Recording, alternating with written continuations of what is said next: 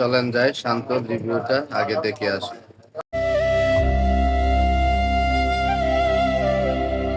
ওরে যদি আজ ধরতাম রে বাইরে ভিতরে সামরা উড়াই লাইলাম হইলে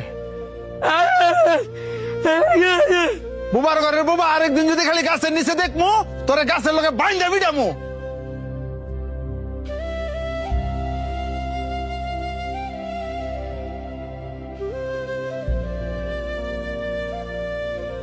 ভাই বাবা সরমতে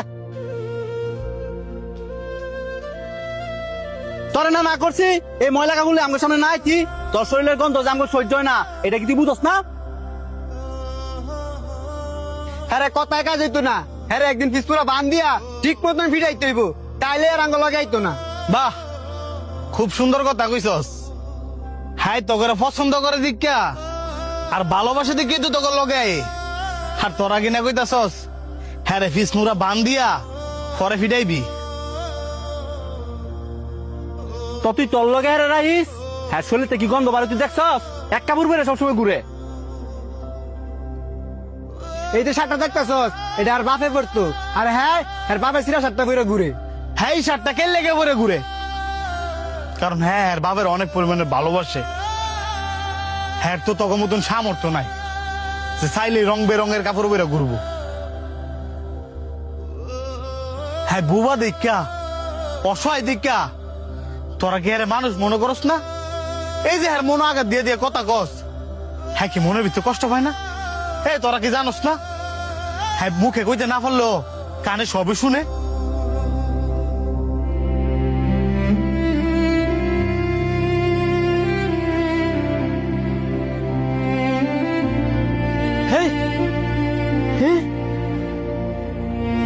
সর বুবা আমার কাজ আমার করতাম দে। কেডা রে আমার আম গাছের নিচে? কাকা ওই যে হ্যাঁ এই বুবাই হ্যাঁ না করার পর ওই গাছ উইটাল দিছে। বুবা তোরে আজকে আমি খাইছি।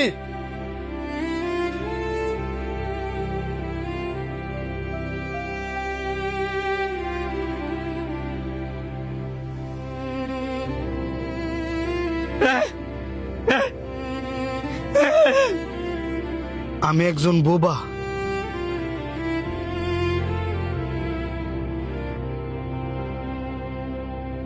আমি চাইলেও কারো সাথে কথা বলতে পারিনি। সবারই তো মন আছে, আমারও মন আছে। তার মানে এই নয় আমি বুবা দেখা আমার মনটাও বুবা। এই যে আমার মানুষ মারে বহে আমার মনে কত কষ্ট লাগে। আমি চাইলেও মুখ পিঠটা একটা কথা বলতে পারি না। এই যে কিছুক্ষণ আগে এক ফুল আম গাছের উপরে ঢিল দিছে হে দুশায় পড়ছে আমার উপরে।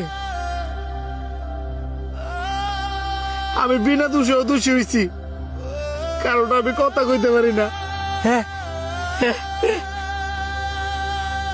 সবাই তো চাইলে তার মনের কষ্টগুলো শেয়ার করতে পারে কিন্তু আমার মনের কষ্ট আমার মনে যদি হাজারো কষ্ট থাকে আমি চাইলেও সেগুলো কারো কাছে বলতে পারি না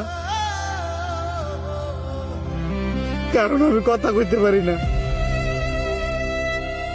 নিজের দুঃখ কষ্ট সব নিজের ভিতরে রেখে দিতে হয়। এই যে আপনারা আমার এত অবহেলা করেন আমি কি বুবাই জন্মায় ভুল করছি? যদি ভুল করে তাই তাহলে সবাই মিলে দোয়া করেন না আল্লাহ যাতে আমার উড়ে লয়ে জায়গা।